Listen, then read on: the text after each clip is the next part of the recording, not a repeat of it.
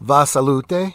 This is Troy Pacelli of Last Call, and I'm just here to let you know that the following live stream is rated R for adult language, highly inappropriate jokes, and oh, who the are we kidding? We have no idea what is going to come out of Gorilla's mouth. Viewer discretion is advised.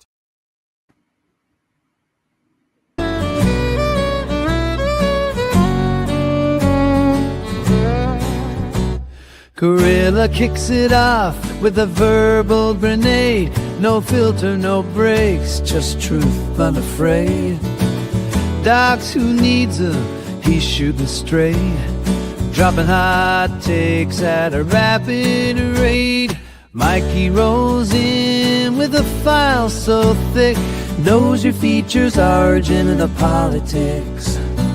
History buff with a dev sixth sense, quoting gyro like it's self-defense. It's Friday, we're bruised but alive, barely sane but we still survive. Push that merge, don't ask how. The Waltons own this circus now. BVP with a smile and a sucker punch, slides in jokes with a logic crunch. Last mid-Lavui, chaos contained, but that last line of code you're getting flamed. Then there's Germ with the side-eye glare, cynical takes float in the air. Nice commit, he lies with his teeth for suggesting a rewrite underneath. It's Friday, we're bruised but alive, very sane but we still survive.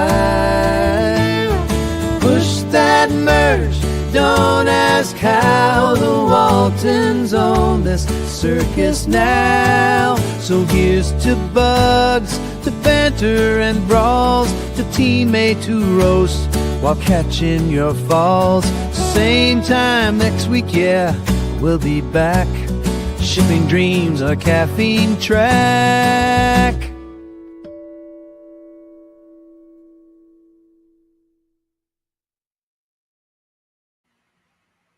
The hell was that? And hello. That was the same song we usually play, except a different. I played the other one instead of the usual one. But I'm gonna have a different song next weekday since Mikey's no longer with us and stuff. And I'm gonna correct some spelling errors in it. But welcome everybody to another Waltons review, where we are reviewing season 5, episode 22, The Hiding Place. Now, I'm gonna start off with you guys to ponder this here. Do you think John Boy was out of line when we get to that scene? I want your idea answers to that. But this is one of those episodes that it makes you look at Bill. You can tell that people are getting nervous at what's going on in Europe. And at this point, I think it was 80% of America was isolationists at this time, going, it's their fucking problem. They fucking deal with it. But everybody kind of seeing. It's like you can see the wildfire over the horizon, but you see the glow of the wildfire over the horizon, but you don't see the flames yet. If that's a good analogy or not, I don't know. But well, there's a good line in this episode about embers, floating embers or something. Yeah, we'll get to that there. Well, the U.S. was already given enough in supplies and actual manpower at the time. Not yet. Britain wasn't officially at war yet. They just we're right past. We're before Poland, but after Czechoslovakia. Yeah, what month is this? We're not. I don't think it's said. Close? Are we getting close to the actual start of the war then, or are we a ways off still? Because I've lost track. What year are we in right now? Are we in 38 or we're after 37? Oh shit, we're ways off. We should be very close to 38. Yeah, I think we are at.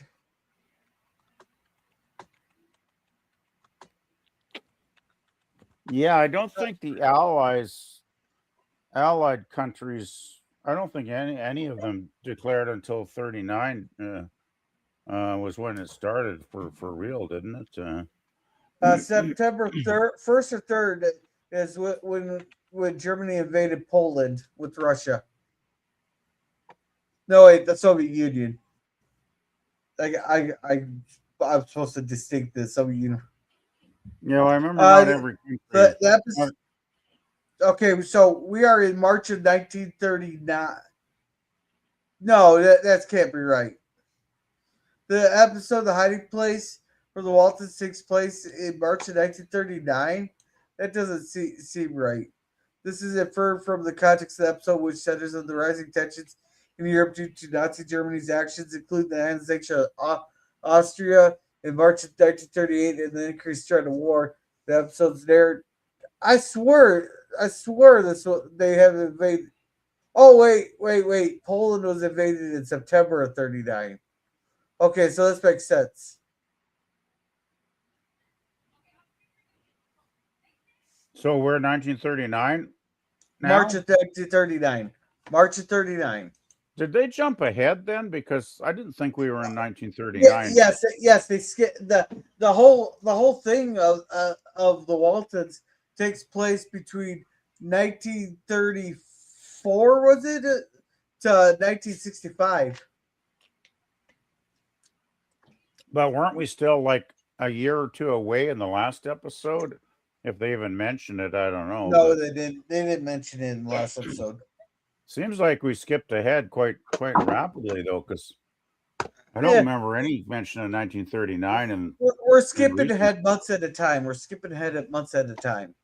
Okay, well, that makes more sense.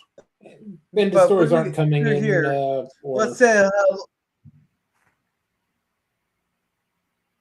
Okay, yeah, that too. And welcome, FKHC 2005. Welcome, goes. Hell, here comes the joke. Will it be dirty? Let's find out.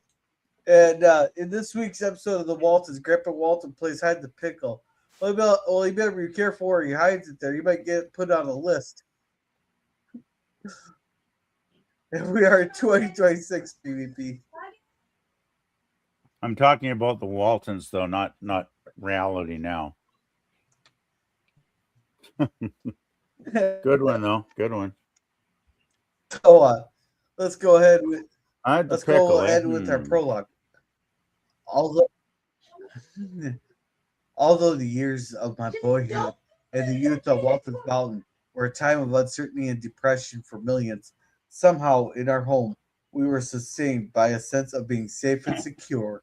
And then a visitor came into our world, and though she tried to close the door against the storm that was sweeping across Europe, the force of it was felt even on Waltons Mountain.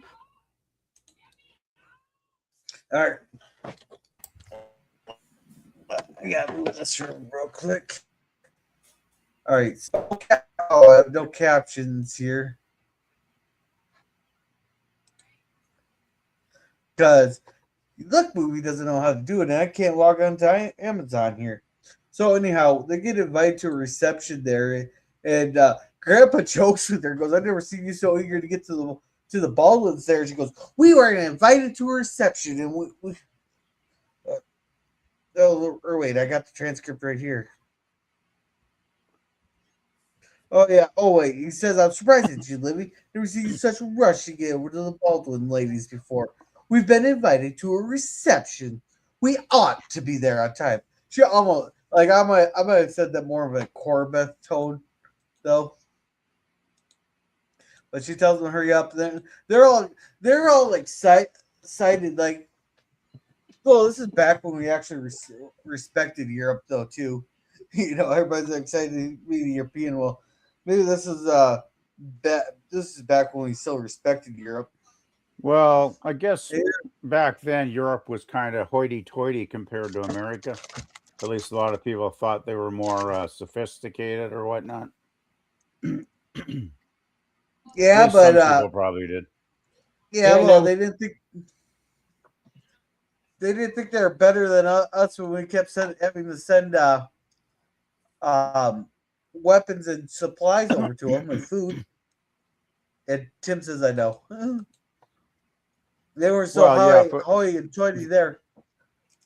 if it hadn't been for, well, I mean, Canada played a role too, because I remember even though you were a pacifist, you were producing weapons and shipping them north up here, and then we could ship them off to Britain, right? So it was kind of like you weren't officially getting involved, but you sent us supplies on weaponry to send over to the Brits. So you were kind of in effect, in action, but you just weren't official yet. yeah, the pacifism was entirely on paper.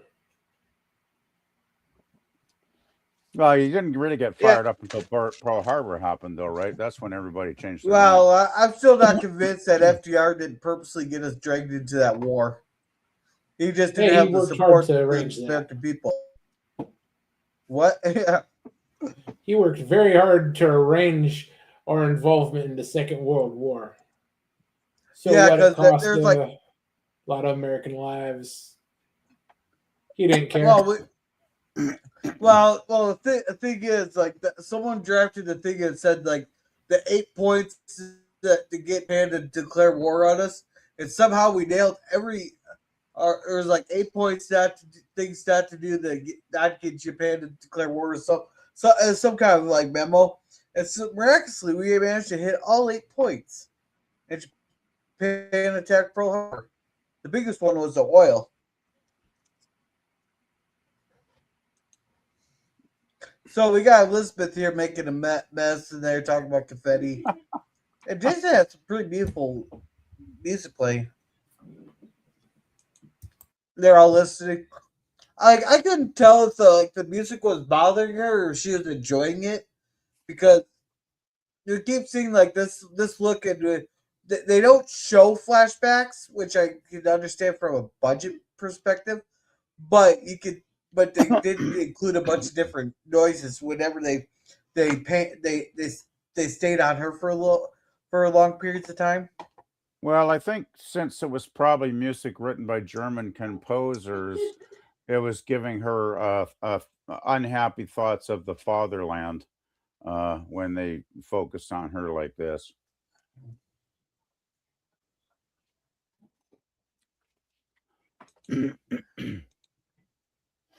And John So Boy they all mentioned say some of that later. yeah, they say lovey, and people are asking her like different questions that Curtis says that so Curtis, I love Curtis here. Grandpa says Grandpa has to respect the recipe, but I thought the recipe was clear, but in this episode here it shows it's brown. I thought the Yeah, recipe was well, clear. that's why Grandpa's there. I know, because he keeps asking for another refill. It's pretty hilarious, actually. Yeah, but then Curtis says, "Here, I'll take a little bit of that for medicinal purposes." Of course. Wait, that was play. Yeah, Grandpa don't care about Oops, municipal purposes. I think he ends up on his third one by the time this scene's over. Hey, he promised Olivia that he would behave himself. Dr. Willard? Well, I do hate to see a man drink alone. Purely medicinal. And We're so the recipe has always been brown like that. It starts off clear, then when it's aged into barrels, it takes on the hue of the wood. Okay, they put it in barrels. Okay, I thought they kept it. They put it in glass mason jars right away.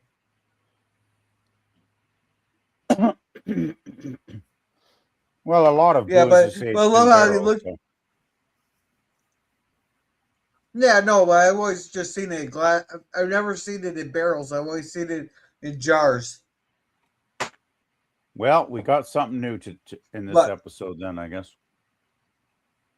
Yeah, but anyhow, I love how Dr. Willinger just looks at Marielle and goes, "For medicinal purposes, of course."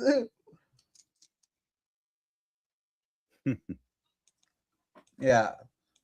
So they're talking and all that. And John Boy starts asking her political questions. I can't remember what exactly the.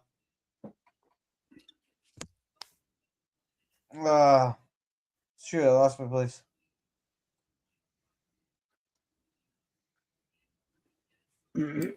Oh, you talk about how she's her father was a diplomat in the thing there. And John Boy just asking her questions about the not.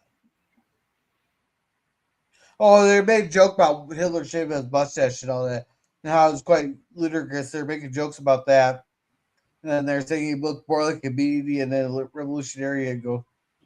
Then Ben asked her how she felt about the Nazis, and she kind of gave the non-answer. There's how no, she doesn't have an opinion and all that. She's not qualified to answer and stuff. And John Boy kind of things there, kind of insists, but he goes, but she kind of brushes it off. But okay, so they go on. That was very rude of John Boy. Yeah, well, I keep pushing her, but part of me wonders if the reason why, because we see this throughout the episode, she'll kind of dodge the questions, or she'll dodge John Boy completely. There, I wonder if she was worried that if she would start talking bad about Germany there, and somehow get back to the SS there, they go after her. They'd finally have the excuse to go after her husband. I doubt it. I don't think. I think she just didn't want to. It was just bad memories that she wanted to block out. Besides, we find out more about her husband later on and his newspaper. So Yeah, He's but it's about they've already probably done. been arrested. Actually, They've already done plenty to her husband at this point, but I don't want to go into details. no, but yet. she starts talking bad about the fatherland there in the party. That they'll give the excuse to I set don't an think example. I don't think there was too many SS spies hanging around on Walton's Mountain. I doubt it. No, but all it takes is what John Boy's story getting picked up by one of the bigger newspapers, and one of those bigger newspapers ending up in Germany. I doubt anybody's going to care about a little, 2-bit publication that John Boy's pumping out. Besides, her husband's already pretty much in as bad a position as he's gonna get, because he's up the creek anyway. Yeah, he's about to have a roommate named Goldberg. He's probably been disappeared by this point. I wouldn't be surprised. He's not disappeared yet, because they specifically mentioned that he's been demoted. Well, we find out later his newspaper's been shut down. So when you put somebody out of business, that's getting pretty serious to their livelihood when they can't make a living.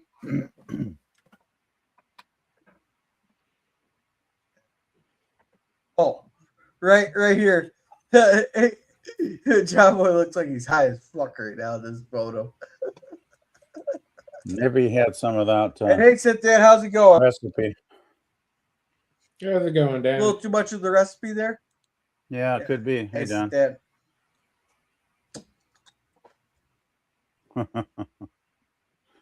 Yeah, well, the small town reporter definitely comes out with John Boy in this scene for sure. Yeah, but it still doesn't mean word wouldn't get back to Germany, and all of a sudden, her husband set an example of. There we go. That's exactly what we need right there. Her husband's already fucked. Yeah, I don't think. I think her motive for not talking about it is just because she doesn't want to think about it. She wants to block it out of her mind, because it brings back bad memories when she talks about it. Yeah, you don't send your wife away if things aren't pretty much fucked at that point.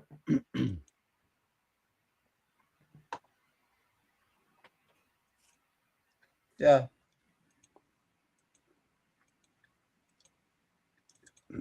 So Jason goes and plays some more music, blah, blah, blah. And it froze up on me here. There we go. And here we get back home and Socializing. Good night, y'all. Good night, Grandpa. Jason here comes to announce. Now I want you guys to remember this for when we get to, I think it's either season 7 episode 11 or season 7 episode 12. I want you to remember this conversation he has right here. Thursday night, can I use the truck? What for? Well, I'm signing up for the National Guard, and they drill on Thursday night. You're what? I'm going into the National Guard. You'll do nothing of the kind. Now, just a minute. Don't get your fur up. Let's hear him out. It's really... I've never heard that. I haven't heard the fur up, but I've always heard don't get your panties in a bunch. Yeah, but this is 1970s TV. They couldn't say panties in a bunch back then. I thought getting her fur up was enough. Like, Jesus, what fur is he talking about here? I'm thinking, I don't know. Use your imagination, PvP. Yeah, I certainly can. Nothing, Mama. We go to the Rockfish Armory and drill one night a week, and that pays $1. We go a couple of weeks in the summer, and they have a band, and that pays money, too. I don't care how much they pay. If my feelings count for anything at all, you'll forget this right now. Mom, a lot of fellows are signing up with the Guard. It's not the regular army. There's no reason he can't join if he wants to. Nothing any of you can say is going to reconcile me to Jason or you or any of my sons signing up to be soldiers. Now, that line didn't work with John when he went off to France. It's not going to work on the boys. Yeah, plus, quite personally, everybody knows the war's on the horizon. They're except the people that are in denial. Except the people that don't want to see it. Yeah, Olivia has seen this before. This is apparently, she said this is the way it was right before World War I there. But she's not gonna be able to stop the boys from signing up. Well, she should know then that it's inevitable anyway, so it doesn't really matter what she does. It's on the horizon. Yeah, you want logic from a mother. Yeah, and I think she's remembering. She must have been closer to Ben than they've let on in the. I kind of wish in the previous episodes they always showed that she was really close to Ben also, so that this would make more sense because John came home, Ben didn't.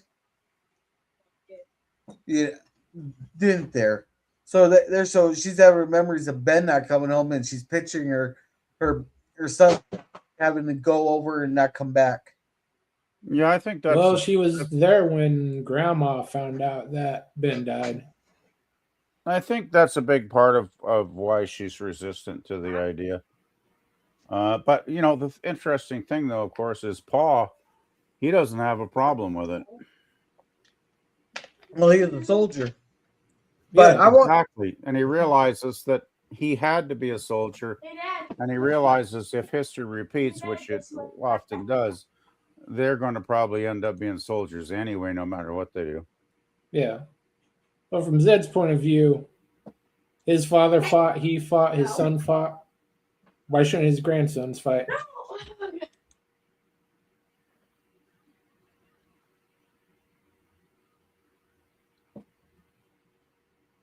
Well, it's the cause worthy enough. Well, I want you to remember this scene here for when we get to season 7, episodes 11 or 12. I can't remember which one it is, but I want you to remember.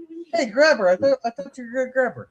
I was until she ran away because. What? Running. She's not running. Just grab her. What? But anyhow, John looks like John says he'll go talk to her. It doesn't Jason look like he's possessed in this picture? Yeah, the kid's trying to grab the cat, but he's afraid that she's gonna scratch her. Even though I told him how to deactivate a cat. I can't grab her by the neck. She just constantly looking at me. All right. So I have no room to grab her by the neck. All right. So. And John, he didn't quite put his foot down, but I'm surprised she didn't make him sleep on the couch for this. I think you're off base on this. Well, she knew she was wrong. Let's have it over again, just like it did before the last war. Boy, marching and carrying guns, and all the while everybody's saying it's nothing. I'm going to say something you're not going to like. It's time we got prepared over here. If my boys have to fight, I want them trained. Is that what your brother Ben died in the last war for? No, right there. That I think that was a step too far for. There. That was a cheap shot on her part. Well, her entire argument is a That's a cheap stretch, shot. so that's the only place she really had to go. Yeah, John has a valid point. Because who's going to get the better training? The ones that sign up early and go to training for a couple of years, or the ones that sign up, get 2 weeks of training and shipped over? Yeah, it's much better. Jason's got the right idea to go into the guard.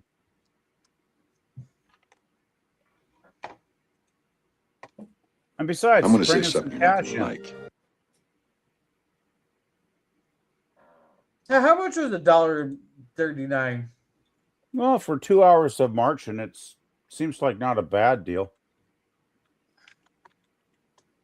I mean, he's getting an education in military life, and he's getting paid for it. So, seems like a win-win to me. So basically, he's getting $23 at 15 sets. Not bad for a couple hours. Barely minimum wage. It's time we got prepared over here. If my boys have to fight, I want them trained. Is that what your brother Ben died in the last war for? There's that acting with the eyes again. He's giving that idea is acting with his mouth like that's a cheap shot. Fuck you, Olivia. Fuck you, but I'm not gonna say it. He's like, what the fuck are you talking about? It's basically the expression. It's pretty funny, actually. But I mean, her statement was so ridiculous. He doesn't really have to say much. He doesn't really have to come back by saying anything. Yeah, so she even knows it doesn't make any sense. I mean, she knows she's out on a limb on this one that she's not going to win. So, yeah. So that's it. We got the news capture on this President Roosevelt. They had President Roosevelt sounding weird on the thing there. I'm just gonna read this from the transcript here because I don't want to play too much. The epidemic of world lawlessness is spreading. When an epidemic of physical disease starts to spread, the community joins in a quarantine of the patients. In order to protect the health of the community against the spread of the disease, peace-loving nations such as ours have a responsibility to act in concert with other nations of the world community. Then Olivia says, just sounds like Woodrow Wilson for the Great War. So in other words, Roosevelt said, well, we'll be peaceful, but we're going to stock up certain countries.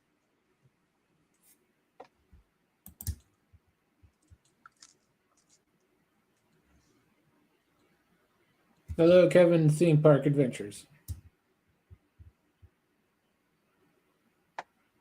Hey, Kevin, how's it going? Welcome. Hey, Kevin. Yeah. Yeah. Oh, this is a scene that PvP was talking because Olivia says he hates war, but it seems determined to get us involved in something that doesn't concern us. Mama, he just wants us to be aware of what's going on around us. That's all. John said, when our neighbor's field is on fire, better help put it out, or not just for his sake. Then She said sparks don't travel across 3,000 miles of ocean. Sooner or later they do. Yeah, sparks have a funny way of traveling quite a ways. Then and here's where they're talking about. Jerem was talking about his daddy fought, your daddy fought, and Grandpa said, "Well, whenever there's something around to defend, there's usually a Walton around defending it." Then she just tells him, "Your breakfast is getting cold." So they get into it about Jason Joy. She says, "Just don't have my blessing." Then they all judges Kurt tells them to eat up.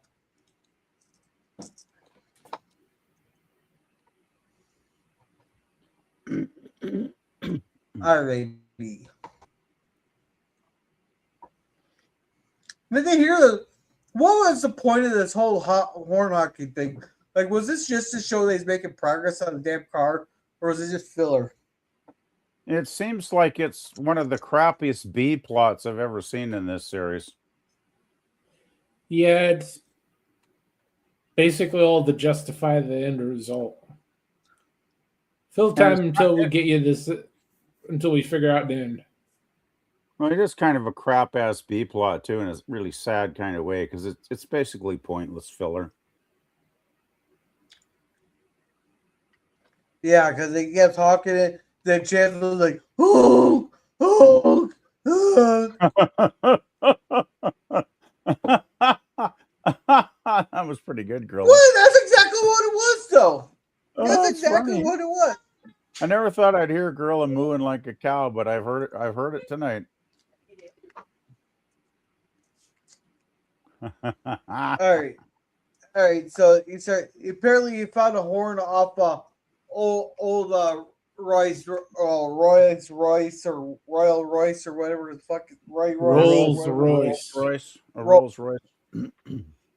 Yeah, and it's gonna go on. I can't remember his car he drives, but he found it for $8. It cost him like $8 for that horn, which I can tell you that's not no fucking $8 horn. That's the Rolls Royce part, so it's $8. Rolls Royce was they were pretty high pricey cars back then, I would think. And Rolls Royce has still kind of got a prestigious name, even if the cars are crap now. I don't pay attention to that shit. Yeah, but it was a used part, and in today's money, that's $185. Well, yeah, it's totally insane. Like, I don't know why he'd want to put that. I mean, he's basically building an old junker anyway. I don't even think he hasn't even got it running yet, does he? From what I remember, like no, but he traded his distributor. He traded the distributor cap for it. Yeah, that's just dumb. I mean, he should just get a really cheap, crappy horn for his crappy car, because his car ain't no effing Rolls Royce. That's for damn sure. Yeah. But anyhow, he comes to talk to what's her face again? Hillary. So John comes to talk to Hillary. He wants to get some more questions asked about the government there. He wants to do an interview there. And they said they'll go get her. They're talking, and they meet there. And, she's conveniently unavailable, or she's not taking visitors at this time. So John Boy's like, well, just have her call me. Just have her call me. And here we had another. You can hear the gunshots and all that stuff there as they hold it down to her. They hear Grandpa's coming, encouraging him. He wants a ride, and they talk, blah blah blah. God save him. Now, this is the indoor wood shop, which I can't remember when we last saw this. Have we ever seen this set up before? I don't remember it. Yes, we've seen this many times. This is the new wood shop that they built, and we've seen it a couple of times, but there's a lot of times they still use the old mill for I think if they want the outdoor lighting or something, or they see. Well, that they want Yeah. they earth the camera. Well, it seems most episodes it's the outdoor woodshed that we see them working in. You know, like when they were doing those fence posts or whatever a while back. The outdoor shop is for like the fence post, the railroad ties, and the larger items like that. The indoor stuff is for the more detailed work, like when Grandpa is doing the bench and the chairs. Yeah, I mean, I kind of really like this this set. This is really quite a thoroughly well done set. Like, man, that must have taken a little bit of effort to set all this crap up. Yeah. You know. And Jason's cutting the boards, but he didn't even. He must have either he pre-marked it, but even then he just plops him on and cuts, plops him on and cuts. Like he doesn't even measure it unless there's something we're not seeing that's lining it up for him. Well, could he have a side panel on the left end that we're not seeing? Because I know, like some saws, you can set a side panel to put the board neck up to it, and you can get the same cut every time. Yeah, I'm just nitpicking. I'm just being a nitpicking asshole. That's all. That's a cool saw, though. That's a really cool saw. Yeah. That's like, wow, nice saw. Well, for a saw like that, there'd be a measurement marker on the front of the table. So he just looks at the lineup, and the far end gets to whatever 12 inches or whatever he's cutting, and then he just cuts. Yeah, there's got to be some kind of setup for sure. Yeah, and I really like the scene here where John goes to ask him if he for sure wants to do this. He goes, yeah, I do. Then go do it. Fuck your mother. Fuck what your mother says. Oh, I might be paraphrasing a little bit, but is that not what John said? You need to reword that. Is that not pretty much what John said? Said if you really want to do it, go do it. Fuck what your mother thinks. Is that not a whole different episode of the Waltons? Yeah, but did he not pretty much say that? Fuck what your mother thinks. Go do it. Oh God. I might be paraphrasing just a little bit, but that's just I got out of the conversation. Just a little bit. Yeah. Then here, John Boy's trying to get all this information on her husband, the Von Kleist there, and he's bitching out. Oh, damn it. Where were we? Yeah, a little further. A little further. Back a bit. Yeah, right here. He's bitching how hard it is to run a newspaper without a phone, but X is accused at the time. And here, this gal is supposed to be given an informal thing on the current going on in Germany's there that fucking Corbett just says that they're hosting. Like, of course they're hosting it because Corbett if there's something going on, she wants to be the one leading the whole thing here. And well, of course, she's the president of the Busy Buddies Club. Literally. Yeah. Oh, I thought you thought it was the Tackling Hens club.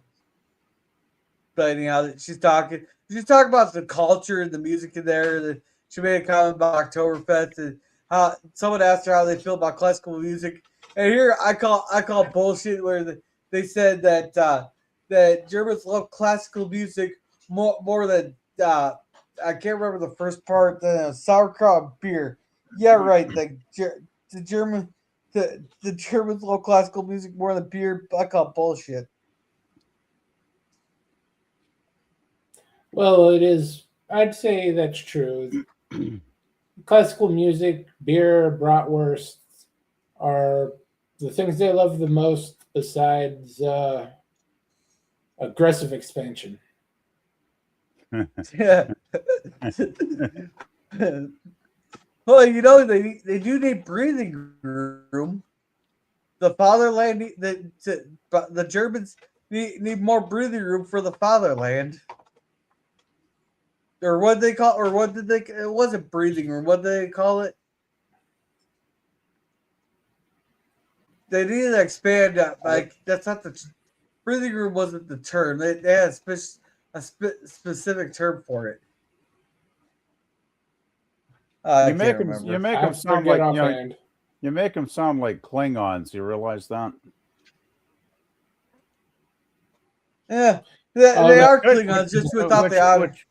Which could be what Trek actually modeled. When you think about it, that could be what they modeled the Klingons on in a way. Well, where's the Klingons based? I thought the Klingons were based on the Soviets there. Yes. Well, they were in Star Trek 6 for sure. The Klingons were originally Soviets. The Romulans were the People's Republic. I still think there was a lot of the Yahtzee instinct in the Klingons, though, because remember they had to expand the empire constantly. I think they've said that a couple of times during the show in the movies. Yeah. Anyhow, but here, John Boy asked her a question. There, she goes, "I am not the best person to answer that question, even though her father was a diplomat and her husband's a statesman, and her all this, her family's all kinds of things there, blah blah blah." Then he goes and presses her. Damn it. He goes and presses her for more information. She just refuses to answer there, and she storms out. Corbett starts crying how John Boy ruined the fucking party and shit. For once, Corbett isn't the bad guy. Yeah, and her mother says, "John, that was awfully rude of you." Blah blah blah blah blah. She's pissed. Corbett's crying and all that, and John Boy's like, "Yeah, out of line. I'll go invite him to dinner." They'll invite him to dinner, specifically on Thursday. I wonder, all the nights that she could have, days of the week that she could invite him over for an apology dinner. She specifically picked Thursday. Now, I wonder what could be going on a Thursday that she had to pick that day. It could be a Friday or a Saturday. It specifically had to be Thursday. I'll give you a hint. National It's Guard Jason's. Yep, right there. She's trying to talk. Jason. She wants to make sure Jason's going there instead of at the drill. So blah blah blah blah blah blah. Then he wants to apologize. She goes, "Oh no, Paul." She says, "God damn it." This is jumping all over the place tonight. But no, Paul did. No, I accidentally click it up here because the thing's here. And so they accept the dinner for Thursday night there. But she wants Jason there specifically to play such lovely music. She never heard the composition like Jason's played it. Oh boy. So that's all said. So John comes in. He has to do. I don't know what John was doing in town here. He was picking something up or dropping something off. I can't remember what it is. Give him a minute. And this was the dumbest thing. This was like the most retarded thing I've ever seen here. Where he's just sitting there honking his horn. He's just sitting there honking his horn and walking there, and everybody decides to start following him. Even people climb out of the cars to go follow him to the junkyard. It was. I kept thinking about this stupid B plot with the fucking honking horn, and this scene really puts it over the top of stupid. I mean, it really does. It's like, oh man, I had to groan when I watched this crap. It's like, come on. He's People an are ad jumping man out of their cars. Wow. Yeah, it isn't too far. He was an ad man, essentially an ad man. He just didn't have the sign at the time. But people would go around honking horns and and try to sell stuff and march people into stores. That was a common practice. Okay, but I love this scene right here. Jason, this is a very special dinner. I'd rather be here, but there's nothing else I can do. You have some other commitment. She already knows what other fucking commitment he has. She doesn't know by now. She'll never figure it out. The guard? It's our drill night. Mama, there's going to be so many people here, I'll never even be missed. That's not true. John Boy said Hillary expressly asked for you. She was looking forward to hearing you play. I can't miss the drill. Mama, suppose I make an appearance and I play the piano and then go on to my drill. The best you can do. We'll just have to be satisfied. We've heard this voice out of Olivia before, and I kind of love it. It's her "fuck you" voice, but I'm not going to stop you, but fuck you. PvP, we got something for you. Oh, people get out of their cars to follow PvP because he knows where the eggnog is at. Not at this time of year because there is no eggnog, but thanks, Lemon. Yeah, hey, Scurvy, how's it going? Lebensraum? I'm not sure what that means. Lebensraum, isn't it? German, I'm guessing. I don't know. Sounds German. But anyhow, I don't fucking know. that's her. I'm not. But that's Olivia's. I'm not happy. I'm not going to stop you, but fuck you. That's her. That's the voice she was using with Jason there. Yeah, that tone she said. Just gonna step away for a couple minutes. Be back quick. All right. So John Boy here, he finds out that the guy got. Let's see. I'm just gonna read it from the thing. Yeah, let's see. Ernst von Kleist was at one time co-publisher of the very liberal, influential Frankfurter Tagblatt.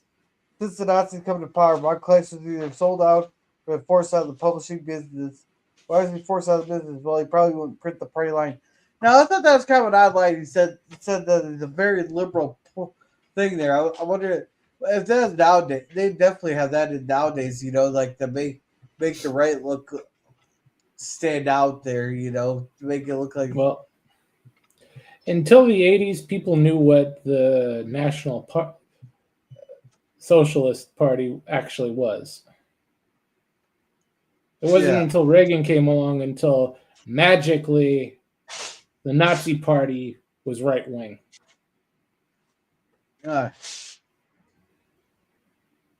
Yeah. So, let's see. He has held a number of important diplomatic positions under the German Republic, and they're asking if that was before Hitler. He is still in the diplomatic service, but with a little rank or prestige. At the present, he holds a minor post in the German embassy in Vienna. Vienna is Austria, but they made a comment that at the end of the episode that Vienna has fallen there, but I thought it was already under German control. Essentially, it was under German control for most of Hitler's reign. Yeah, but why it didn't become official until later? Okay, because I was gonna say they said that Vienna had fallen at the end of the episode. So, anyhow, there you go. They're all dressed up in their suits and then play, and then we get this here.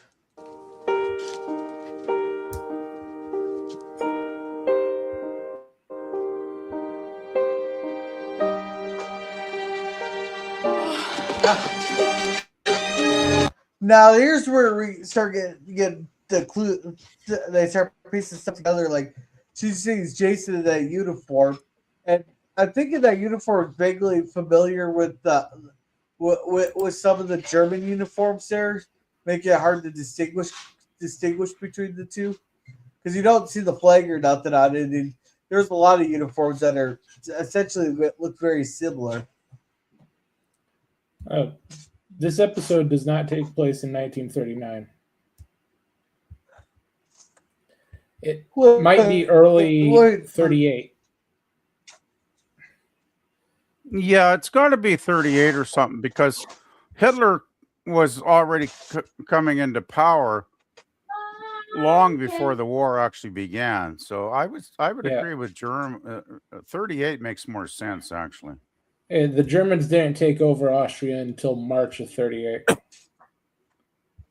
So we are before that, I'd say at least by a couple of months. So this is probably fall of 37. That would make more sense. No, 37 was. They already said they've already talked about him taking Austria. They didn't take Austria until early spring of 38, though. Yeah, you better look up the historical history of the situation because I haven't thought about it in so long. I'm totally rusty on the topic, but Hitler didn't move everything at once. He took things bit by bit, and then he kept getting away with it. And then the Western Europeans would just say, "Okay, go for it," and he'd say, "Oh, I got away with that. Oh, let me do the next piece of the puzzle and see if I can get away with that one," and he did. And that's why they woke up too late.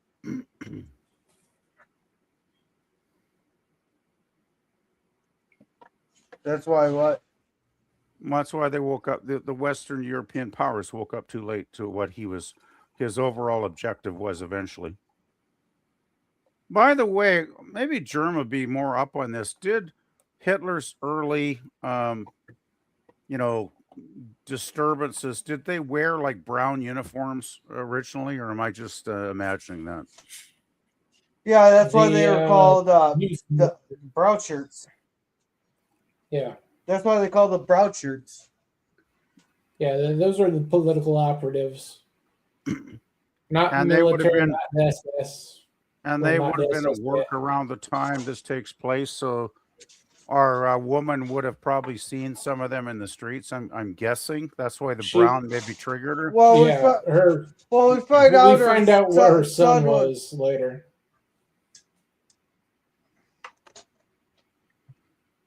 Yeah, let's see. Let's catch up on chat here. Skirby says eggnog jokes are year round, not seasonal. LOL. It's German for a living space. Oh, okay, gotcha. That's what they needed more living space, is what they claimed. Germans needed more living space.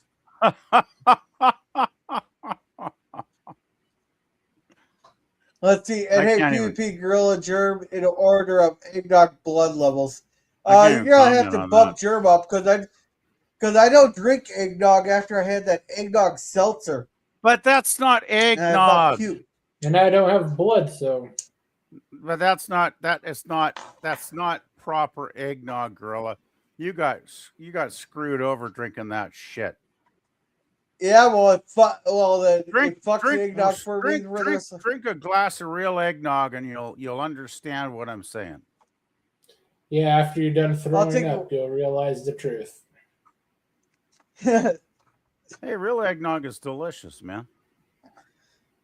Yeah. Yes, the Yazidis were a movement out of the left, not right. Yeah, considering they're national socialists.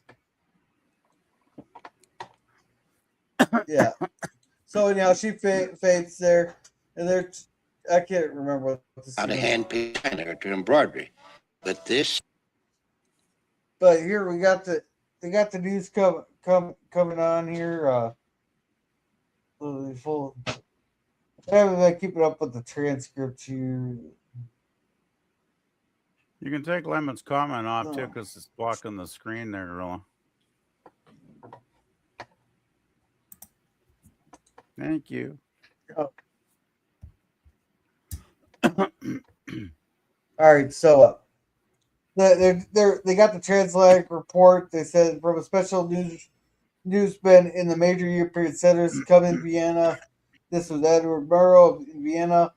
A pall and uncertainty and fear hangs over the once carefree city. Tensions flicker in the atmosphere like heat lightning. A few hours ago, they made another attempt was made. I don't know who the Chancellor Kurt von Straussen Schwarzenegger was. Wasn't that the Austrian?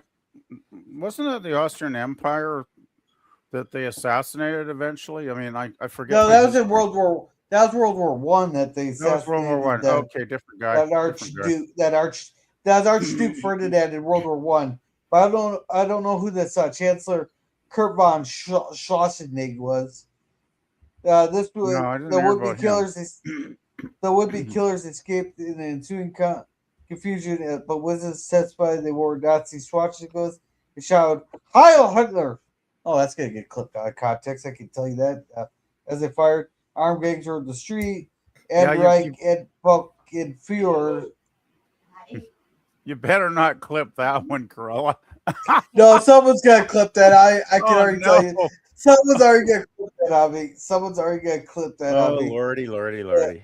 Yeah, they're asking how Curl. Curl says she's in shock. He doesn't know what to do with her. So what you do is they got these special wraps that so that you can hug yourself. They should just put her in one of those and just throw her in the lake.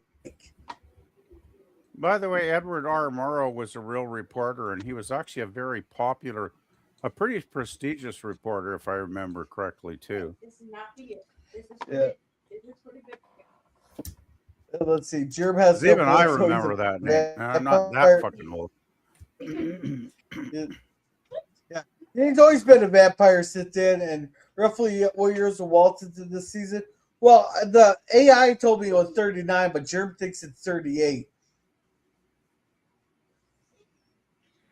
Because season 7 takes place in 41. Because at season 7, episode 10 is December 7th, 1941. Yeah, well, I didn't think we were skipping that fast forward. Like that seemed a bit too quickly. Yeah. So Jason comes home from drills, and she told him to get the fuck out of the uniform there. Get him.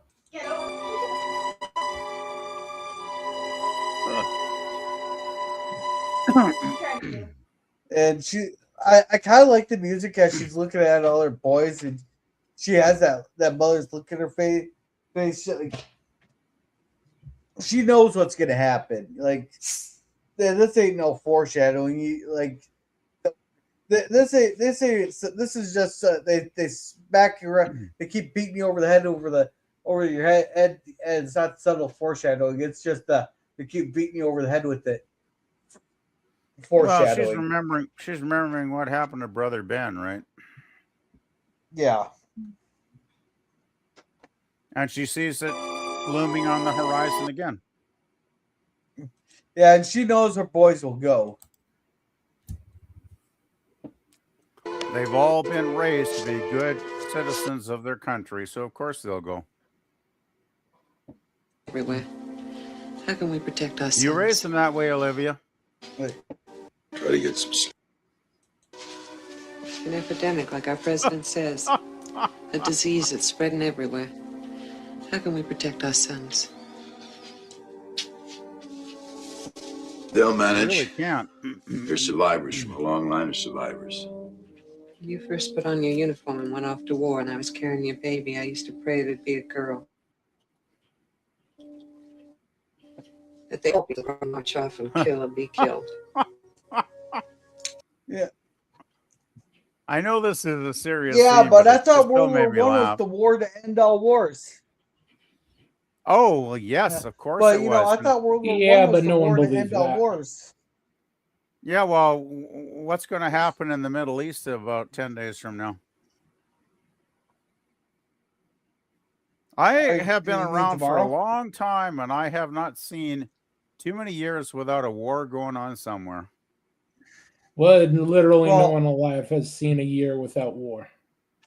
Yeah, but The human race has been at war for the last 5,000 years. Probably even the cavemen were clubbing each other over the head back in the caves, right? Exactly. Jim, did you just say every human hasn't seen a day there was a war? There hasn't been a day in the history of civilization there hasn't been some type of war. Jerm basically said anybody alive has seen a war. Yeah. I'm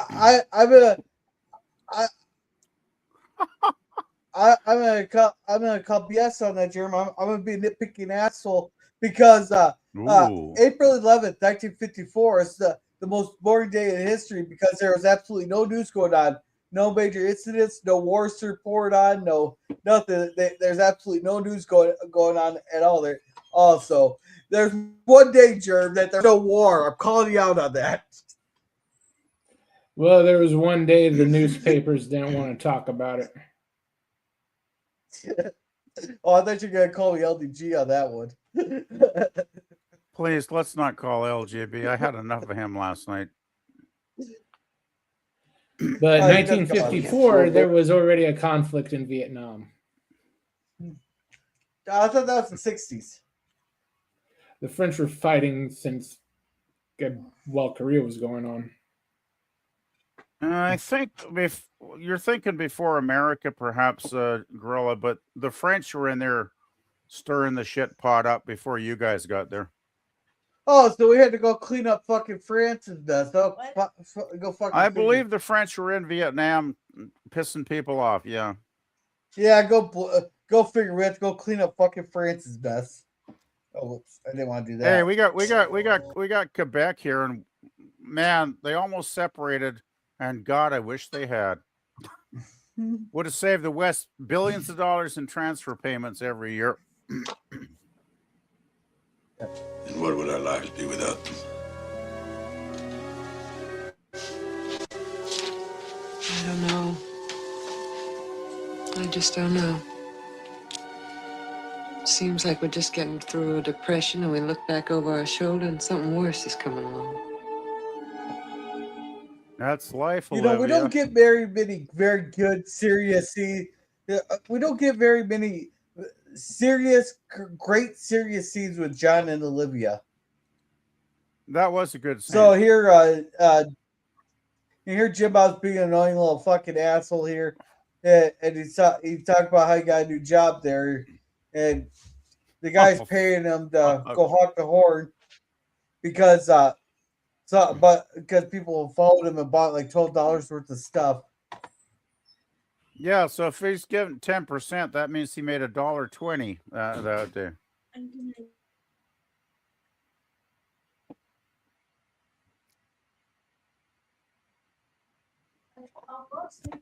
Yeah, so she don't blame him. She hates what's going on, and she just hates the idea of war coming on. It's a very good scene. I'm not going to play it. I've played a little too much already. And here Jason comes and he starts playing music. And here, this wakes her out of her shock and all that.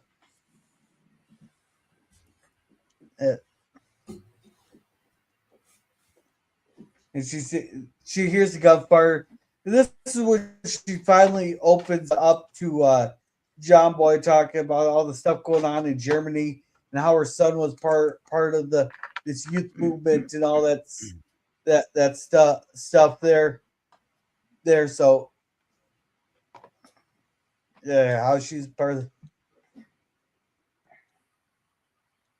and we find out that her son was part of what they called Hitler's youth there, and they're tasked with going and destroying a Jewish newspaper there, and her son didn't feel it was right, and he tried to protect the three Jewish people there, and the Hitler's Youth people beat him to death, but they gave him a hero's death, then they were going to blame it on the Jews there, and someone actually came and told her the truth. They gave him a state's funeral and everything, and someone actually told her the truth of what happened there. Then we go to our epilogue. Hillary did return to Europe. Letters were exchanged, and then Vienna fell. Our letters came back stamped, addressed unknown. Hillary and her husband and the others who stood against the Nazis couldn't stem the tide.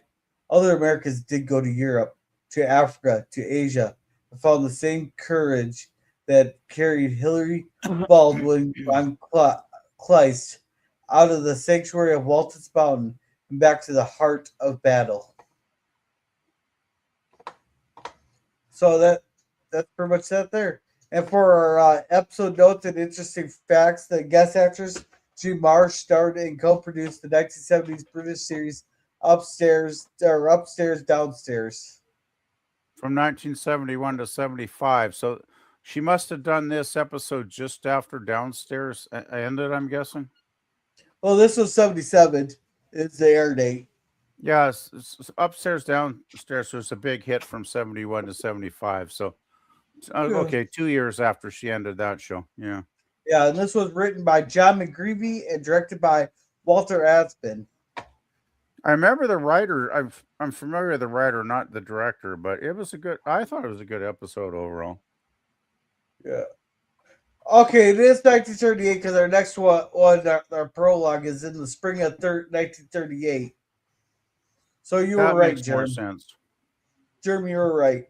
That makes sense. Yeah, that makes sense since Austria hasn't fallen yet. Or Vienna fell right at the end there. You know, the sad thing is there were a lot of Germans that realized what was happening because, Germany did have a cultural history of, not being a terrible dictatorship before Mustache Man took over.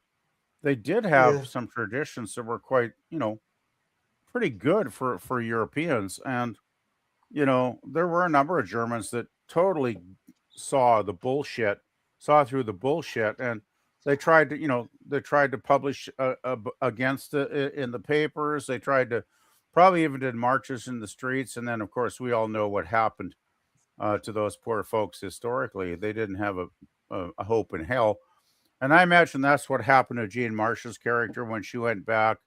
Bad decision. I imagine that's why they got the letters back, address unknown, because I wouldn't be surprised if her and her hubby were long gone at that point. I'll put it mildly. Well, let's just say their address was in Auschwitz. Probably. Yeah, exactly, Jim. So we'll start with you, PP. Your final thoughts and rating? I like it a lot. I thought this was an important episode because let's face it, most TV is just, mind fodder, turn your brain off and watch some crap for an hour. You don't have to even think. This one is a good episode that wants you to think.